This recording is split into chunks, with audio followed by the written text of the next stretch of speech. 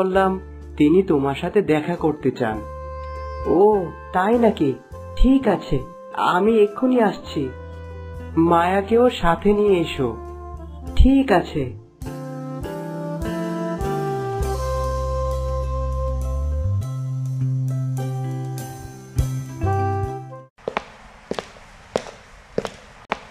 কেমন আছেন মা?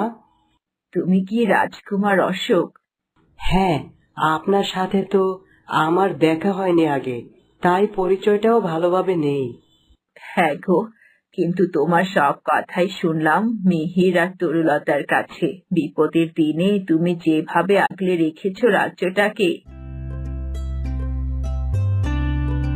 সে তো আমার কর্তব্য মা। এখনকার দিনে ওটুকুই বা কতজন করে বাবা। তা তোমার সাথে এই মেয়েটা কে? তোমার স্ত্রী?